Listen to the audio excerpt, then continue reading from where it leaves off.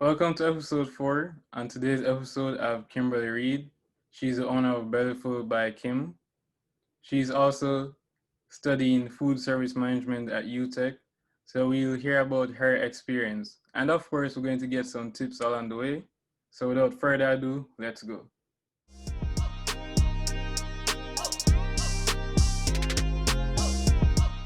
Okay, Kim, welcome to the show. Thank you. Glad to be here. Okay. First up, what's the name of your business and what does it offer? Okay, so the name of my business is Belliful by Kim, and it is, to sum it up, it's pretty much a catering service. Mhm. So for some persons, their business was formed out of a passion or a love. What was it that led you to form that business? It is definitely the same thing. I have a love for food, I have a love for cooking, I have a love for eating. Mm-hmm. So it was definitely a passion. This is also something that I am studying at school. Mm-hmm. So it's not just an entrepreneurial venture for me, it is a career path. Yeah. So you're in your final year at UTech now.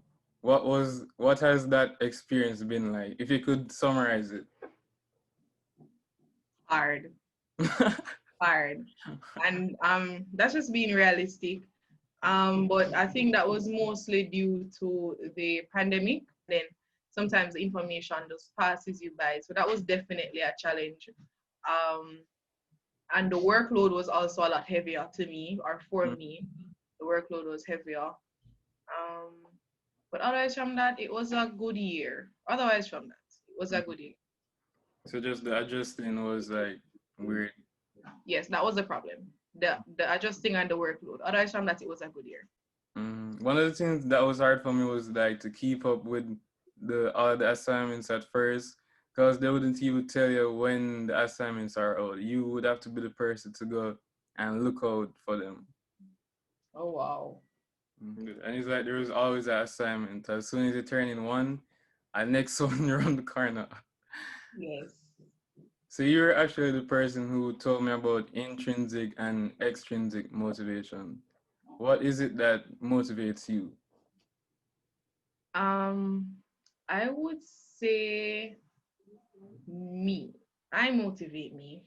Firstly, I motivate me because there are goals that I have set and goals that I am setting, still setting, Mm-hmm. um, that I want to reach and that I want to achieve for myself.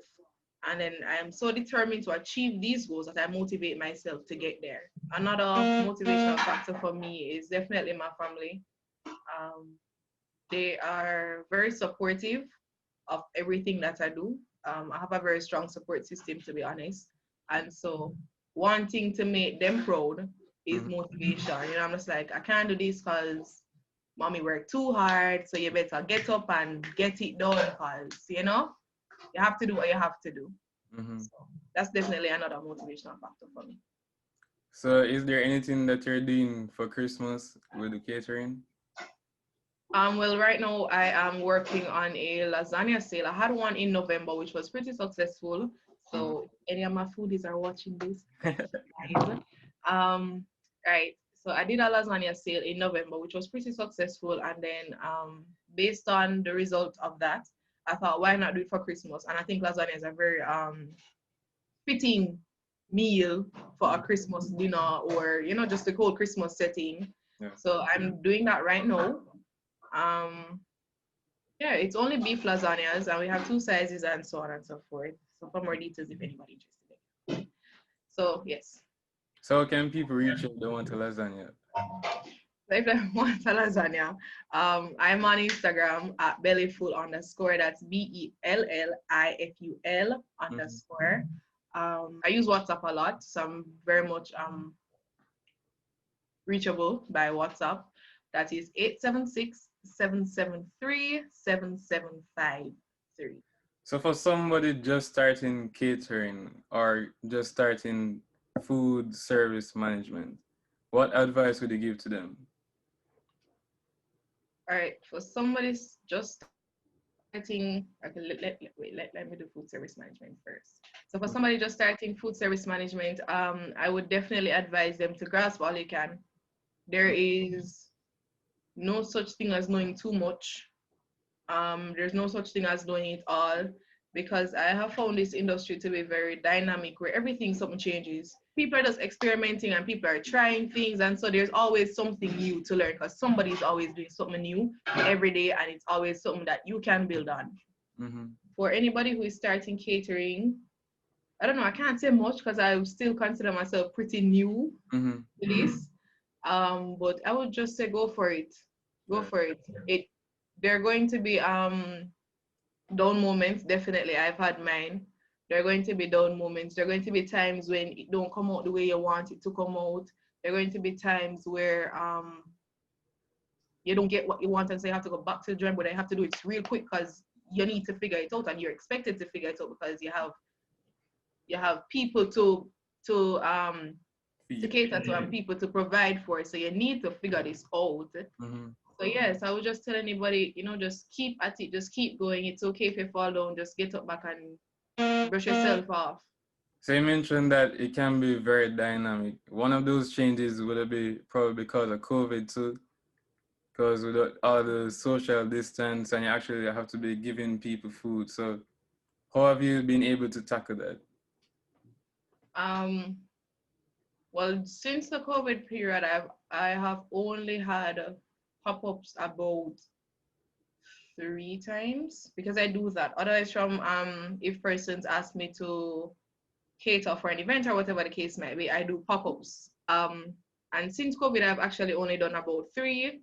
And to facilitate, to adjust to that, sanitation is key. It was always key, and it's even more important now. Yeah. So sanitize anything we use. If we're using the table, we sanitize it. If we're changing maybe food, or if it's a case where we're doing something on it before and we're finished with that and doing something else, we sanitize and go again before we do that. As limit the contact with food as much as possible. Yeah. Limit contact with food. People are consuming it. We have to limit it. Also, in even like delivering, ensure that you have your mask. Well, I ensure that I have my mask on. I walk with my sanitizer when I'm going to deliver. If I'm dealing with money, I collect and I sanitize and go again. And I try to encourage persons to do the online transfer to Oh, limit that money transaction right there, that physical money transaction. what's one memory that you have in business that you would like to share? Multiple. Go ahead. Multiple. For me in this business, it's definitely the satisfaction for me. When you are able to deliver, your customer messages you and they're like, oh, this tastes good, or, I was really impressed, and so on and so forth. That is just, Mm-hmm. I love it. I love it. I love it. I love it. I love it. And it motivates me to continue to do what I'm doing. It motivates me to want to do more. It motivates me to want to be better each time. Mm-hmm. Um, so that is definitely a memory for me. It's multiple, as I said, because it happens. As I said, I do have my downfalls, but I've had some really good exchange with my customers, and yeah, so those are just pretty much what keeps me going. Okay. So do you have any tips for someone just starting a business? For anybody who's just starting a business in general, Mm-hmm. okay. Don't wait until you have it all together to start. That is probably still one of my downfalls. I don't know. I feel like I have to have it all together before I make the move. No. If you do that, chances are you'll never make the move. Yeah. Use what you have and work with it until you get what you want. That's definitely my number one say tip. Um Also, make calculated guesses, make Mm-hmm. calculated moves. You have to take risks sometimes, smart risks. Yeah. not just any risk, smart risk. Um, yes, and just go for it. Put God in the forefront of everything you do, because with Him you won't fail. You may not get it the way you want it, and that does not mean that you have failed. Mm-hmm. Because real failure is when you fall down and decide not to get back up, True. right? So, as I said, it may not come out the way you want it to, but when you get up and go at it again, that's already success in the making. You're already halfway there. Mm-hmm.